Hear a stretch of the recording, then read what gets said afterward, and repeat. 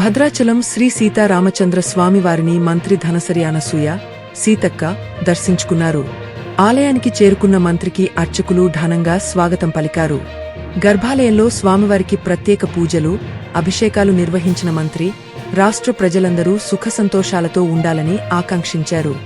ఈ కార్యక్రమంలో Bhadrachalam MLA doctor తెల్ల వెంకటరావు, ఆలయ అధికారులు, ప్రజాప్రతినిధులు పాల్గొన్నారు.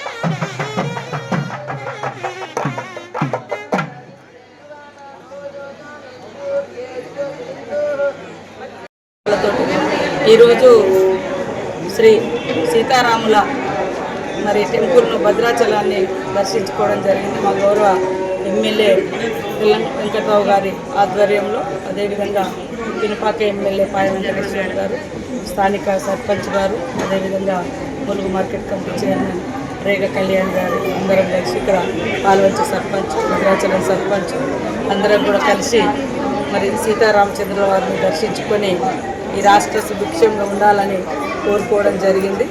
అదేవిధంగా ఈరోజు గతంలో ఎక్కడ లేని విధంగా ఆలయాల అభివృద్ధి కోసం మా ముఖ్యమంత్రి గౌరవనీయులు సోదరుడు రేవంత్ రెడ్డి గారు ప్రత్యేకంగా శ్రద్ధ పెట్టి రాష్ట్రంలో మొట్టమొదటిసారి కోట్లాది మంది భక్తులు 4-5 రోజులలో దర్శించుకున్నటువంటి ఆదివాసీల ఆరాధ్య దైవం, తెలంగాణ అందరి దైవంగా వెలుగొందుతున్నటువంటి సమ్మక్క సారలమ్మ దేవాలయాన్ని కూడా పెద్ద ఎత్తున పునరుద్ధరించి భక్తులు అందరి ప్రశంసలు పొందడం జరిగింది.